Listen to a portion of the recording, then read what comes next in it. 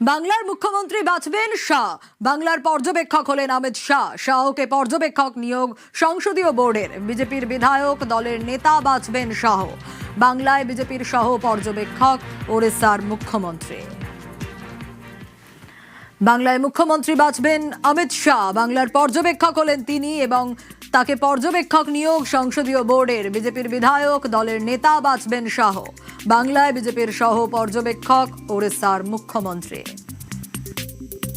আগামী কিছুদিনের মধ্যে মাননীয় গৃহমন্ত্রীজি এবং তার সাথে উড়িষ্যার মুখ্যমন্ত্রী মোহনজি এরা দুজনে আসবেন এবং তারা বিধায়ক দলের সাথে বসে বিধায়ক দলের নেতা তাকে নির্বাচন করবেন এবং তিনি শপথ নেবেন। মহাকরণে মুখ্যমন্ত্রী। রাইটার্স থেকে চলবে নয়া বিজেপি সরকার। 2013 সালে বাংলার সরকারের ঠিকানা বদল। মহাকরণের বদলে নবান্ন থেকে সরকার পরিচালনা। হাওড়ার নবান্নে সচিবালয় নিয়ে যান মমতা বন্দ্যোপাধ্যায়। আর 13 বছর পর ফের বাংলার সরকার ফিরছে রাইটার্সে।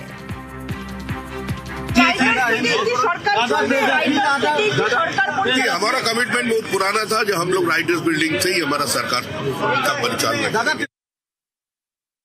তৃণমূল কংগ্রেস সরে গিয়ে এবার ক্ষমতায় বিজেপি।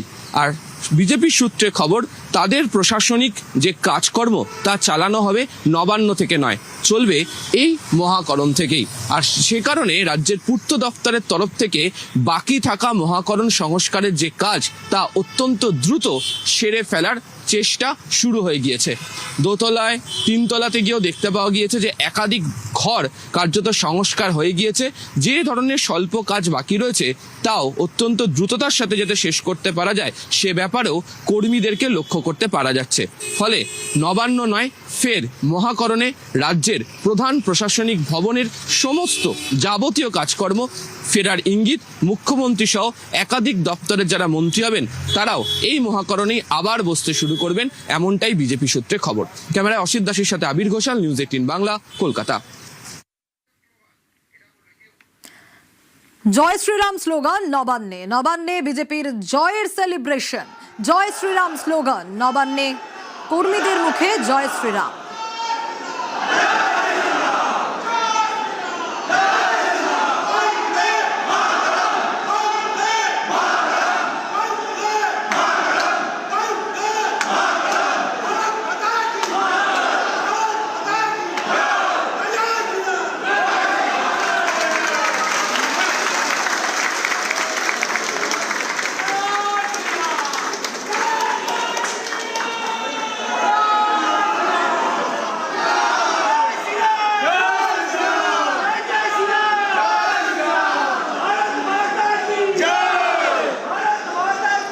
নবান্নে গেরুয়া আবিরে সেলিব্রেশন। শুধু জয় শ্রীরাম স্লোগানই নয়, সঙ্গে দেখা গেল এই ছবিটাও, গেরুয়া আবিরে সেলিব্রেশন।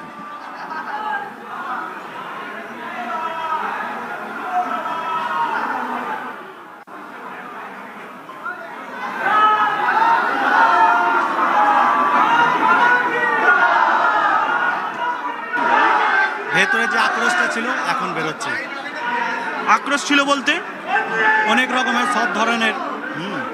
আমাদের এই ধরনের স্লোগান কোনোদিন নবান্নে শুনতে দেখেছেন আপনারা? এই ধরনের কোনদিন স্লোগান না, এই প্রথম এই রকমের স্লোগান উঠলো। একদম একদম একদম এই প্রথম, এর আগে পাইনি। ভয় থাকতাম এখানে, ওই ভয়টা কেটে গেছে আমাদের। এবার যা হবে আমাদের কর্মচারীদের জন্য ভালো হবে। এইভাবে তো নবান্নে কোনোদিন স্লোগানিং দিতে দেখিনি। না, এবার এরকম কোনো স্লোগান নবান্নতে আর দেখা যায়নি কোনোদিন। অবশ্যই ভয় কেটেছে। তার থেকে বড় কথা, একটা 15 বছর ধরে যা অরাজনৈতিকতা শাসন, মানুষকে ভয় থেকে আরম্ভ করে মানে নিজের পরিবারতন্ত্র একটা এখানে চলবে, রাজ মানে যেন কার পৈতৃক সম্পত্তি একটা পশ্চিমবঙ্গটা।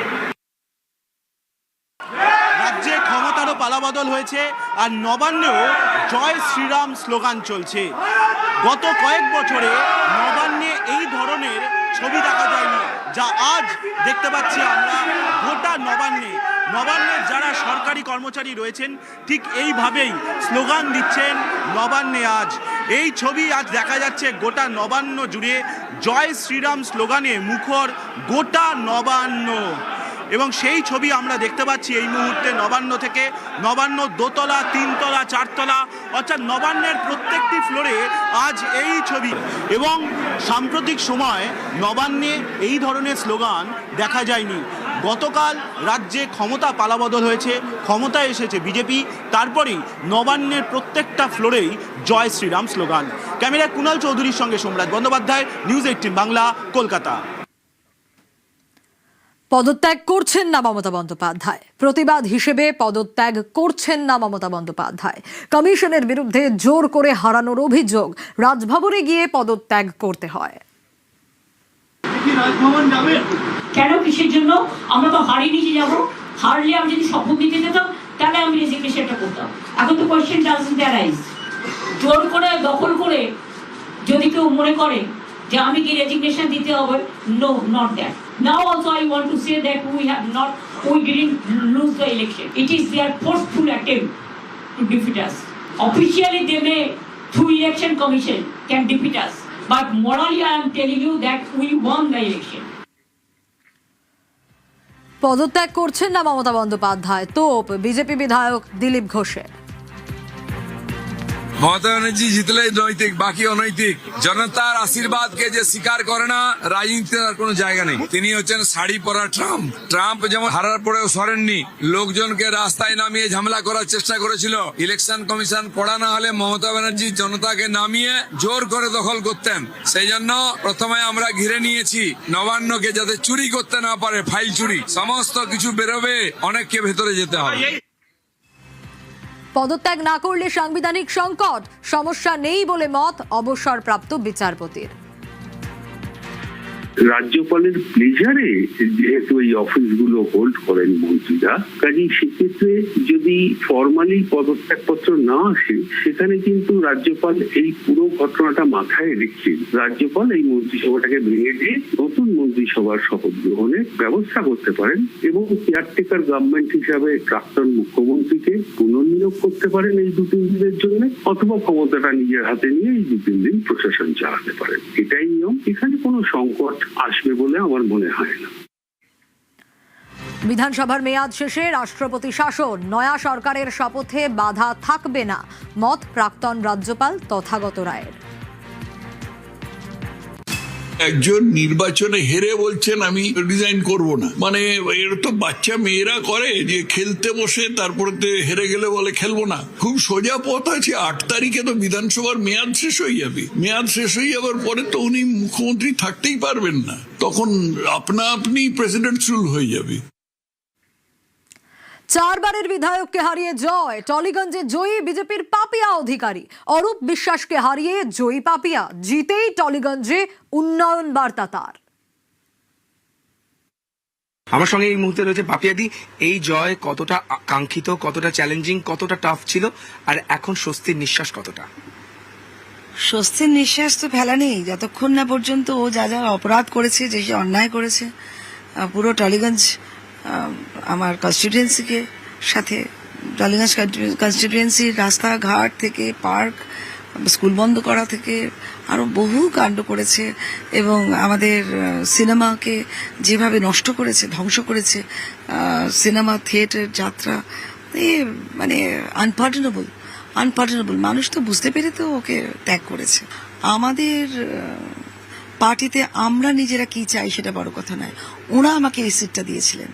এত বড় চ্যালেঞ্জিং, আমাকে বলেছিলেন যে you got to be the giant killer. তো আমি রাক্ষস বধ করেছি।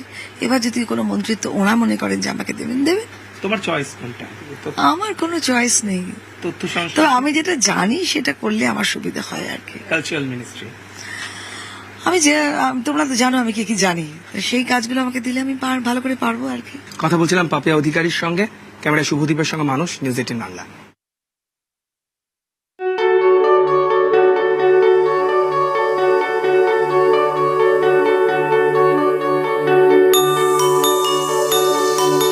নিউজ ফ্ল্যাশ নিবেদন করছে সাফেদ ডিটারজেন্ট পাউডার।